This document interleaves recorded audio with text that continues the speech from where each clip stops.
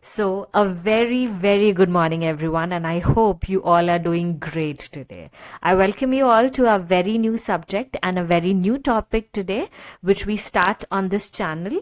And so, for today, we have selected the subject art and culture, and the topic for today would be the Indian handicrafts. So, before we start on with the topic, I would like to give you a few instructions, so just bear with me for 2 minutes, and then we would directly start off with the topic. So, the first thing which I would like to tell you is that I would try to make this session a real quick one because this topic is a little lengthy, but I will try to make it as quick as possible. So we'll focus mainly on that.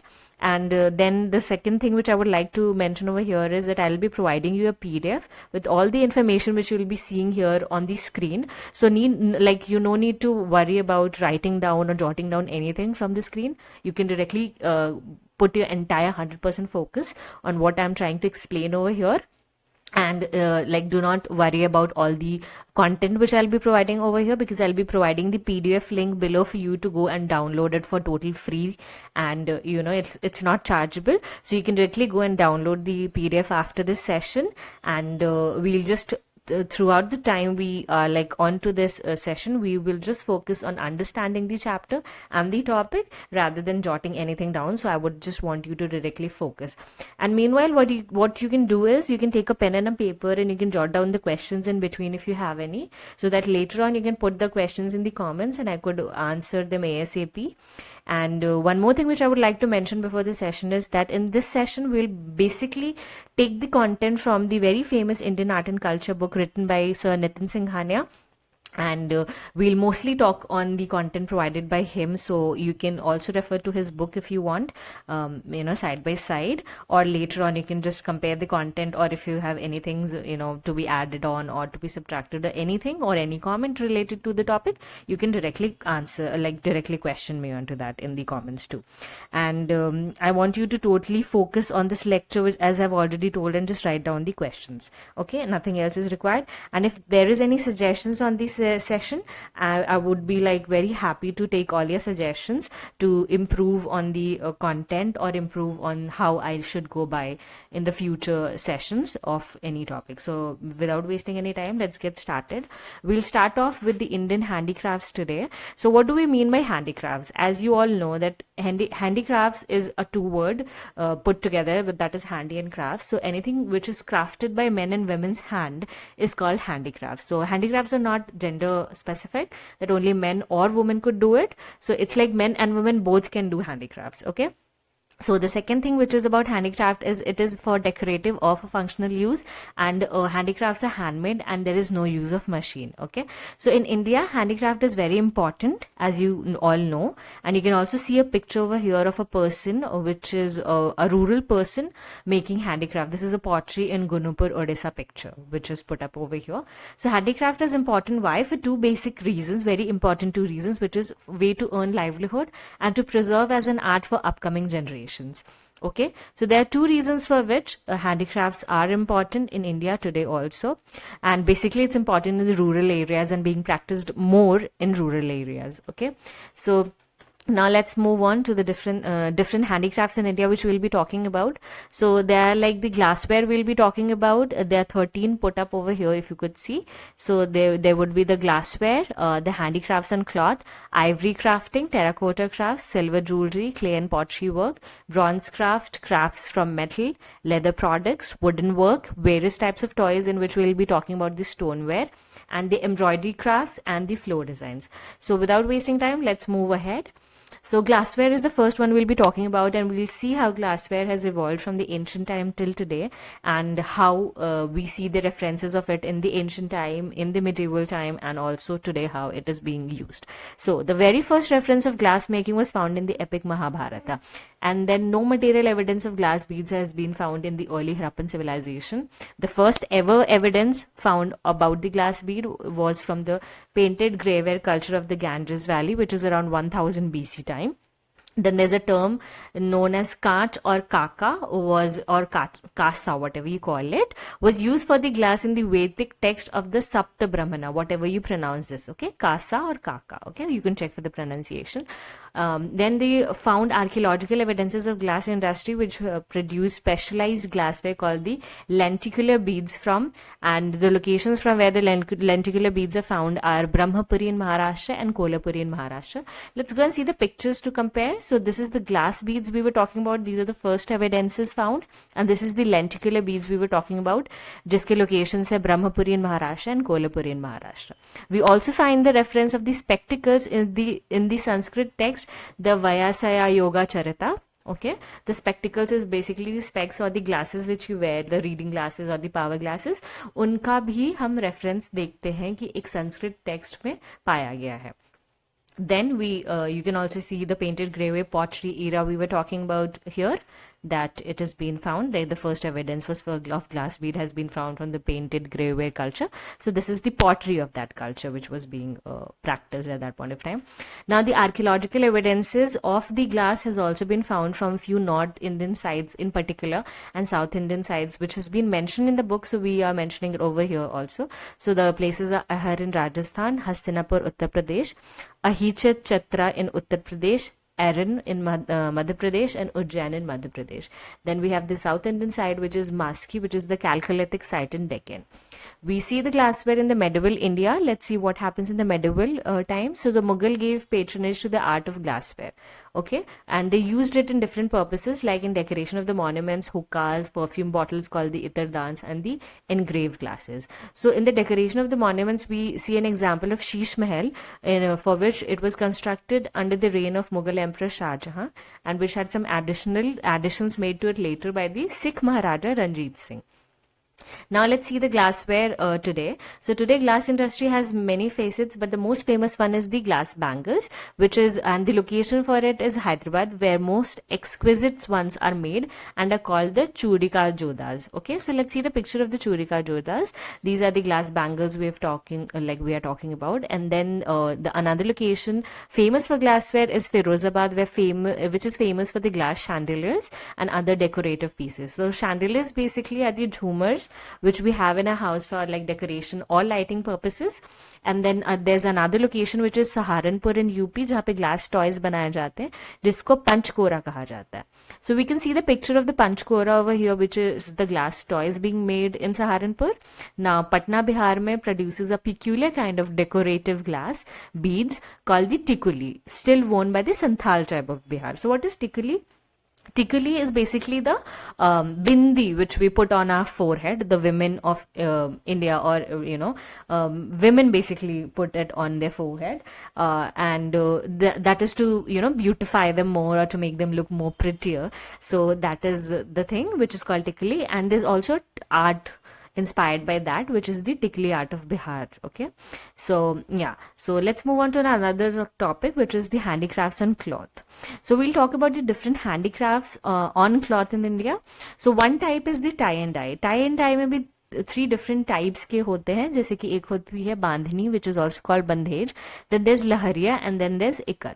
So tie and dye क्या होता है? Basically it gives beautiful designs on the fabric, and there are different techniques in India, and they're also called the resist dyeing process. So बांधनी या बंधेज जो one type of tie and dye है, जो कि राजस्थान में, गुजरात में, आंध्र प्रदेश एंड तमिलनाडु में पाया जाता है या प्रैक्टिस किया जाता है, ठीक है. एंड बांधनी बेसिकली साड़ीज में बड़ी फेमस है. And what happens basically, what is the difference we talk about in bandhani, lehariya and ikat? So we can see the difference over here.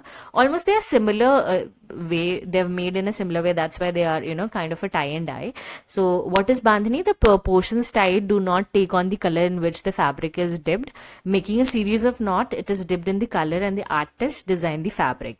Now lahariya jo hai, we find that in Jaipur and Jodhpur basically, and lahariya sarees are very famous, and a special kind of tie and dye that leads to ripples or wave like patterns in the fabric. Now if we talk about ikat is being found in Telangana, Odisha, Gujarat and Andhra Pradesh. Ikat kya hota hai? It is also resist dyeing, and in this method the resist dyeing on yarn is repeatedly applied before the cloth is woven. Okay, Now, another type of handicraft and cloth is kalamkari. So first we will see the picture of bandhej, lahariya and ikat, so we know the difference. So bandhej is this type, this is lahariya and this is ikat, okay? Now we move on to kalamkari.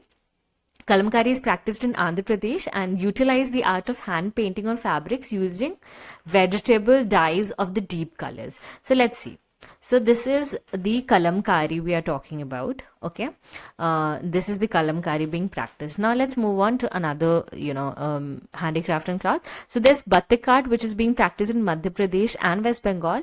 The fabric decoration art, one end of the fabric is permitted with molten wax and then dyed in cloth to produce batik saris and dupattas, that is multicolor, and saris are very famous. So batik saris ka ye design hota hai, and this is an example of a batik sari a woman is wearing over here. Okay, so now the tanchori, which is in Surat, Gujarat, came to India by trade routes derived from Chinese inspiration. This weave resembles a fine miniature painting, and saris, tanchori saris are very famous, as you can see here. So this is the tanchori sari. Now we have the jamdani, which is being practiced in West Bengal, weaves muslin with opaque patterns on a transparent background in different styles, and saris are famous. So this is the jamdani transparency you can see over here in the sari. Now we have the panchampalli, which is in Andhra Pradesh, the silk cotton sari with intricate motifs and geometric ikat style of dyeing. Air India Airlines crew wears this sari. So this is the sari we are talking about, and you can see this worn by the Air India crew members. Then we have the panchampalli, which is ponchampalli or panchampalli, whatever you pronounce it, and it is being practiced in Andhra Pradesh, where the silk and cotton sari with intricate motifs and geometric ikat style of dyeing. Okay, so Panchampalli, sorry, we did the Panchampalli, and we have one more, that is the Patola. So Patola in Patan, Gujarat, rich handloom saris, and if we see the pictures, this is the Patola sari we are talking about. Now let's move on to another. So here you will see the Baluchari in Murshidabad, West Bengal, depicts ancient stories on its border and pallu, and silk thread are extensively used. Now the Tanchoi brocades, Varanasi, a kind of Banarsi sari. Weaving techniques involve a single or a double wrap and 2 to 5 colors on the weft on silk fabric. So Chanderi, Madhya Pradesh, silk, zari and cotton woven together to make a fabric that is lighter than a feather. It is a see-through sari. Okay, now that there is Ilkal in Karnataka, use of kasuti embroidery with chariot and elephant as common motifs. And then we have Tat in West Bengal, crepes cotton printed saris. Nawari, which is in Maharashtra, a single 9-yard sari, also known as Kasta sari. Then we have the Bomkai in Odisha, the silk and cotton sari with ikat embroidery and intricate thread work. We have the Conrad, which is in Tamil Nadu. Fabric usually has either stripes or checks, wide border and with motifs of animals and natural elements. It is also called a temple sari. Then we have the Kosa in Chhattisgarh, a silk sari. So you can see all the pictures I have provided for your reference over here. Over here we have provided all the pictures, and now we move on to another, which is the Paithani sari in Maharashtra, silk sari embroidered with gold color thread and use of parrot as motif. Then we have the Kasavu in Kerala, sari characterized by thick golden border, and we have last the Dabu, which has been mentioned over here, which is the Chittorgarh in Rajasthan. It is being found in Chittorgarh, Rajasthan. Dabu is an ancient mud resist hand block printing technique used on the cotton fabric. You can see all the saris for your reference I have provided over here, so that you can read the description and go and see the images, or you can go and Google it yourself. Now we move on to another ivory crafting thing. From the ancient to today, we'll be seeing how it evolved over here also. Okay, so the practice of ivory crafting has been prevalent in India since the Vedic period, and then it was referred as danta, probably as a signifier of the elephant's tusk, which was the source of ivory. So source of ivory at that point of time was elephant's tusk. एक जो दांत होते हैं elephant के, वो थे जिससे हम बहुत सारे sculptures या बहुत सारे ऐसे toys and शो पीसेस बनाया करते थे at that point of time, and today also it is being used. How it is being used, we'll talk about it. So excavations have shown that during Harappan period, ivory and objects made of ivory like ivory, dice, etc. were exported from India to Turkmenistan, Afghanistan, and parts of Persian Gulf. Okay, so inscription from Sanchi mentions the glide of ivory workers hailing from Vidisha and carved sculptures in Sanchi stupa. So archaeological remains of an ivory comb is found from Takshila, which has been mentioned over here, so you can take a note of that. Then ivory crafting in medieval period kya hua tha? We find many ivory artifacts from the Mughal period. So they used as combs, daggers, handles, and other ornaments. And ivory crafting today is being practiced. What we will see over here is traditional centers for the carving of ivory are Delhi, Jaipur, and parts of West Bengal. And what do they produce? So they produce beautiful arts, objects of art, which is the casket. You can see over here, this is what is called a casket. Then they have the palanquin, which is this. This is kind of a showpiece, and the famous Ambari Hathi. So the picture which we saw over here, this is the Ambari Hathi, which is one of the famous objects being produced from the ivory today. Okay, and other specialist areas are Kerala, well known for painting on ivory, Jodhpur, bangles made of ivory, and Jaipur, famous for its ivory jali work. So this is the ivory jali work I'm talking about, used in homes and small art objects. Okay. Now let's move on to the terracotta craft. So terracotta literally means the baked earth. So if we talk about the terracotta, we all know that the first thing which comes to our mind is the Harappan civilization, because many terracotta, objects have been found in the excavation from the Harappan sites. So yeah, the terracotta literally means the baked earth, and it is a type of the ceramic clay that has been semi-fired. This process makes it waterproof and hard, which makes it perfect for the use in sculpting and art. Architectural edifices. Okay, so it has been extensively used to make pottery and bricks. If we read over here, this is mentioned. And then one of the best specimens of terracotta craftsmanship is the Bakura horse. So this is the picture of the Bakura horse which I've put over here. Then there's the Panchmura horse, which is similar to this but a little different. And there's a terracotta temple situated in Bakura district in the state of West Bengal. Okay, from the ancient Pala period, the Buddhist viharas are the best specimen of terracotta art in India, if we talk about. Then we have the silver jewelry, in which we will talk about one of the most famous techniques used for making silver jewelry by the silver jewelry artist is the filigree work. So I have put a picture of the filigree work, how it looks like over here. And in Odisha, it is well known for the silver anklets called the pinery and the pinery and pie drape, and they have uniquely knitted ornaments made of silver called the ganchi. So you can see what is pinery, pie drape. This is pile, basically what we call. And then in Karnataka, Bidri work done in the Bidri village of Karnataka, it uses silver to create inlay work against dark backgrounds, and this creates an elusive and stark contrast for the shining silver work. So there's a picture. This is the Bidri work I'm talking about, and this is the filigree work.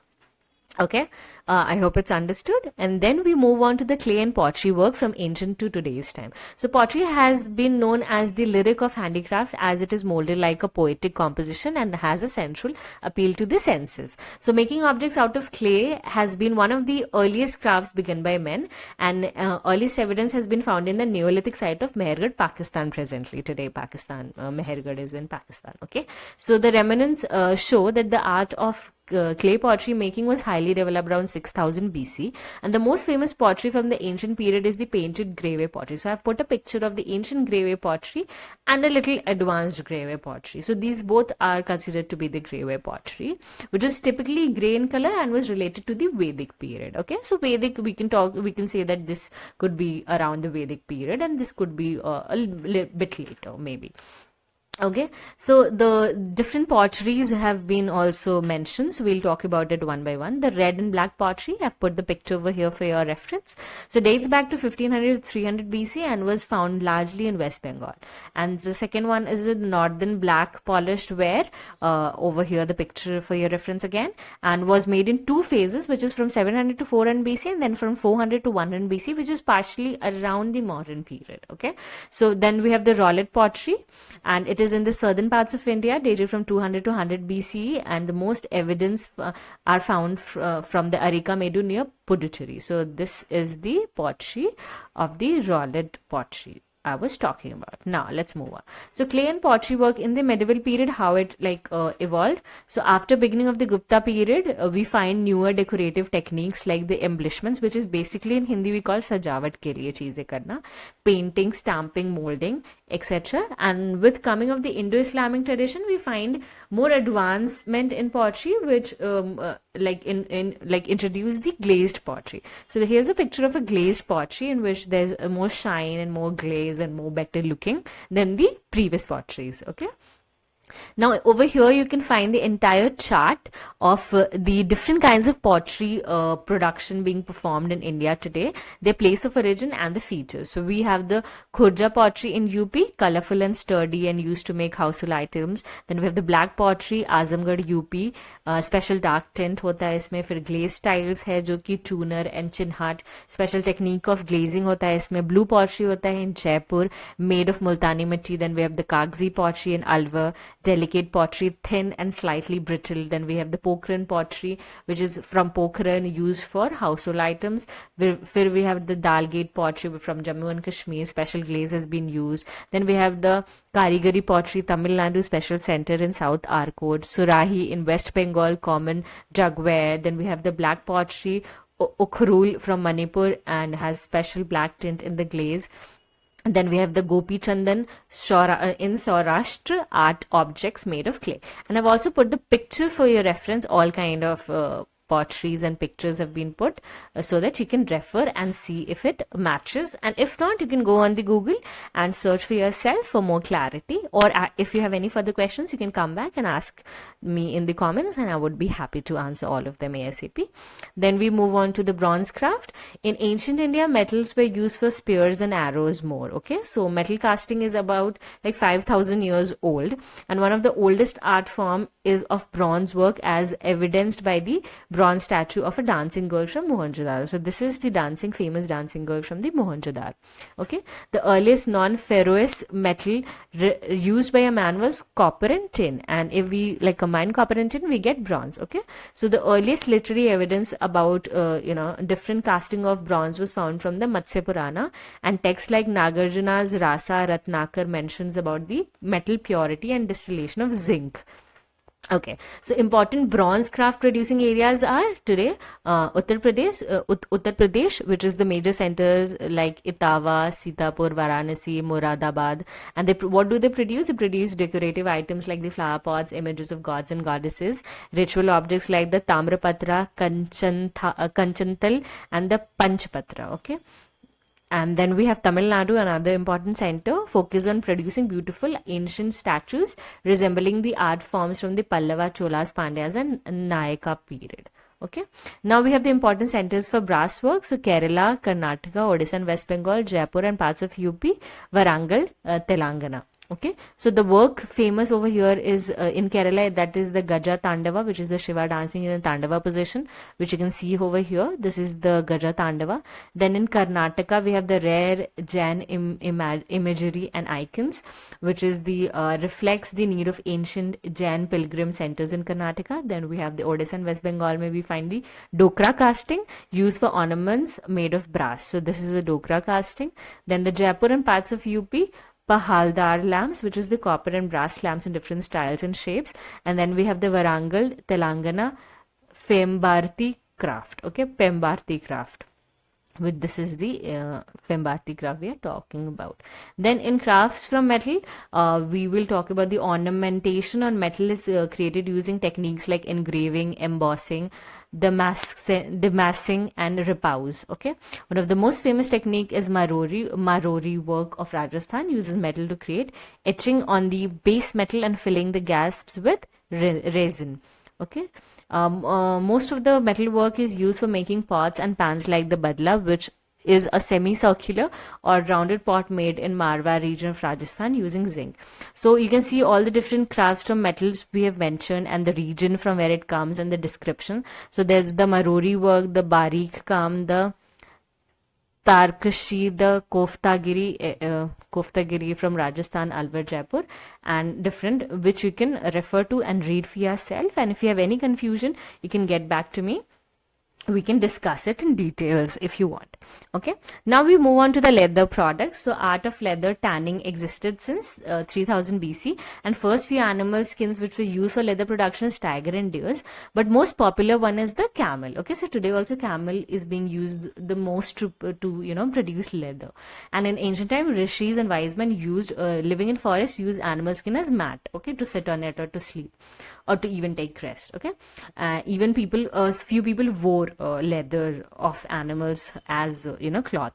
Even though leather was used in the Mughal period, the degenerative nature of leather makes it difficult for us to find material evidence for it, so we do not find a lot of material evidence. Okay, so the biggest market for leather is Rajasthan today, and camel's leather is used mostly for making bags. So we over here can also see the locations and the leather product famous for what is famous of that location and the details about it. So in Rajasthan, bags are made mostly from camel leather. Jaipur and Jodhpur is famous for Mojri, specific type of leather footwear which you would be knowing. Kanpur, Uttar Pradesh has many leather products being produced, so its economy is sustained to a large level by leather and tan products. Okay, so Maharashtra, Kolhapuri chappals produce होते हैं वहाँ पे. Chennai and Kolkata में leather bags and footwear होते हैं, which is a very major center. Punjab में juttis, Punjabi juttis are very famous, and they use a technique on the footwear that makes them very beautiful. Then we have Bikaner ka Manoti art, involves decorating articles with camel skin. Okay, now there are different wooden works also in India for different locations: Kashmir, Gujarat, Brahmor and Chatrahi, Karnataka, Andhra Pradesh, Kerala, Nagaland, Rajasthan, वगैरह, where you can just have different kinds of wooden works which you can just go through it. This is a very detailed, table which I have provided with all the different locations and speciality in wooden work or wood being used over there and the details for which they have been used, so you can just go through it once. Okay, we'll not take much time to read it because you just have to read it and understand. There's nothing very complicated over here. Then there are various types of toys which we'll be talking about. The first evidence for toy carts were found in Harappan civilization and continues till early historic period. So evidences of toy carts made of copper, bronze, terracotta were found at several archaeological sites belonging to the Harappan period, like Alamgirpur. Okay, and these are different locations, and similar cart models are found in the early historic sites, like so all these sites are mentioned over here, which you could read. And in ancient and medieval period, toys were made of different types of materials like the clay, paper, papaya mache, and painted or lacquered wood. The beautiful dolls were made of red wood. For example, the Tirupati dolls that are prevalent in Andhra Pradesh. So this is a very important point. The Tirupati dolls are made of red wood and are prevalent in Andhra Pradesh. So this is the example of the Tirupati doll I was talking about. Now, there are different regions and toy types which has been mentioned here. Like in Rajasthan, famous for the dolls and stuffed toys made of colorful cloth. Then in Assam, the traditional dolls are made out of the pit or the Indian cock. Southern Indian states were specialized in making toys out of different types of wood. Then the Mysore and Chennapatna special toys are made, and then the Kondapalli, Andhra Pradesh, the local soft wood known as the ponki is used to make a very popular toy called the Ambri Hathi, which we saw the picture earlier in the ivory crafting thing. Okay, now the stoneware. The stoneware we will be talking about. So the stone masonry and crafting is one of the most popular art in India. The best example of stoneware seen is in South India, and we can see the evidence of sculptures and architecture facade from the monuments dated to the modern period. And the best example would be the Ajanta and the Ellora, and the erotic sculptures of Khajuraho, Buddhist carvings of Sanchi and Barhut. Okay, now in the hilly areas, a good example of monolithic carving of the rock cut temples is at Masroor in the Kangra district. And then in Mughal period, they moved from the stone to marble stoneware. They focused on inlay work with colorful stones on the marble known as the Petra Dora work. So you can see an example of Petra Dora over here. This is very famous term during the Mughal period, that whatever monuments they made, they followed this kind of stoneware work, which they termed as Petra Dora work. Okay, so they built many monuments with sandstone, and the grandest monument is obviously the Taj Mahal. and there are many different also made from the white marble. So only two has been mentioned over here, and one of the main centers of procuring marble are Rajasthan, which produces Sangemarmar, which is the white Makhrana marble. Okay, and Jhansi in UP is made of articles out of dark brown stone called the Sange Rathak. So there's Sangemarmar and Sange Rathak. Okay, so Rajasthan for Sangemarmar and Jhansi UP for Sange Rathak. Okay, so now we talk about the embroidery crafts. Embroidery is the craft used on textiles, that is the art of working raised design using threads of wooden blocks. It can be performed using threads of gold, silver, silk, or cotton on cloth using needles. So embroidery you would have seen at homes or at many places. Like you take a cloth and with the help of a needle you put a thread into it, and you try to make a design on the very plain cloth, or there's some prints over the cloth and you make a design over it to make it more presentable. And in this way many things are made, like curtains, tablecloths, even the doormats, many things are being made. And so for that also there are different names of embroidery. There are very different kinds of embroidery being practiced in different regions of India. So I've put again I've put a table over here with the name of the embroidery places where they're mainly produced or mainly being practiced or done, and details about it. So there's Zari, there's the Banaras brocade, and I have also put pictures, however, if possible. Okay, so yeah, so there's entire chart over here which you can go through. There in total I have mentioned okay 29 has been mentioned with different regions, and pictures sorry I've not put because it was not possible to put so many pictures for reference, and it was also confusing seeing the pictures. So I guess what is important is to know the names and the area and also a little bit about them. Okay, not very much in detail but a little bit about them, so that you could know at least what this word means. Like the Maheshwari saris, what are these? So, and where do they come from? So Madhya Pradesh is famous for that. Then the Chamba rumals, what is that? So Himachal Pradesh for Chamba rumals. And what's the difference? It's rumals, you all know, it's handkerchief, and it has been influenced by the Chamba Pahari paintings. And how are they, different from different rumals if we talk about? So there's delicately embroidered in shades of green, yellow, and ochre with themes of Krishna tales. Okay, so this is very important that they are based on the Krishna tales. So in these way you should know all of it, so you can just go through it, and we will if you have any confusions again you can just come and ask me in the comment. Okay, now let's move on to the floor design.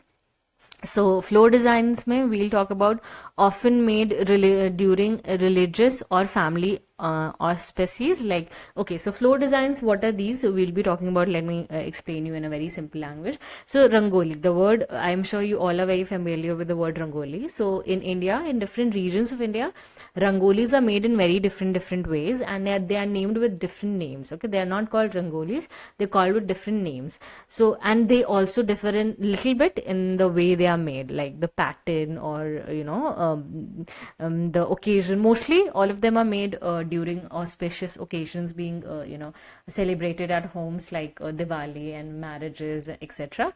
So we'll just read about it. We also call them by different names. Okay, so generally a design are made free-handed and beginning at the center with a dot and then expanding in concentric patterns of geometrical shapes of circles, squares, triangles, straight lines, and curves. It is a natural way of drawing, bringing at the center, growing larger with the repetition of a pattern, and natural materials and colors are generally used which do not stain the floor, and they are not permanent basically. So we also see permanent not permanent but sticker rangolis coming these days. So that is not what is mentioned over here. The handmade, the authentic, original, ancient way in which we use chawal ke atta, the chawal flour which we use, and different colors which we use to make the rangoli, that is the thing which we'll be talking about over here. Okay, so there are different names and a little different pattern which is being followed, which I've already told. So there's chalk Purna, which is being practiced in Punjab, Uttar Pradesh. Then there's Aipan in Himachal Pradesh, Mandana in Rajasthan and Madhya Pradesh, Santhais in Gujarat, Rangoli in Maharashtra, Kolam in South India. All these are different names by which they're called in different regions, and there's details about them that how they differ. from one another. And there's not much difference, but there is, of course, little bit difference and few importances. Okay, so again you can go through this, or I could just explain this over here. So Chalkpurna, Punjab, Uttar Pradesh, what happens is adopts squares, circles, triangles as the basic motif. Word Chauki, which is seat of Lakshmi goddesses for wealth and prosperity, and they are made during auspicious festivals and functions and occasions. Okay, Himachal Pradesh mein Aipin is, all the points are same as Chokpurna, so they are also for special occasions. Then we have the Mandana in Rajasthan, Madhya Pradesh, literally meaning mandan, which is decoration. Okay, the patterns again vary from squares, hexagon, triangles, and circles. For preparing a mandana, the ground is cleaned with cow dung on a several occasions, finished with the crimson red, which is obtained by mixing reti, which is the red earth. Okay, mandana of MP uses a variety of shapes and designs according to the occasion. Then we have the santhais from Gujarat, made to decorate the entrance of houses on important occasions. Then we have rangoli, which uses elegant shapes and motifs like lotus, swastik, etc., what we all make during Diwali. Now there's kolam, which is in South India. So South Indian culture is a little different from the North Indian. So yeah, so it would be a little different. Just let's read. Drawn to link an array of dots with varying number, combination, and form. The thin lines are done with powdered rice or with the white powder of crushed stones on a wet ground. We also do this. Kolam designs outlined with red geru. Cosmological bodies like sun, moon are also drawn. Mandapa columns are the large floor design drawn exclusively for marriage ceremonies and made with wet rice paste. These columns add sanctity to the marriage hall. In many households, space for worship in homes is sanctified every morning with a graha column. Okay.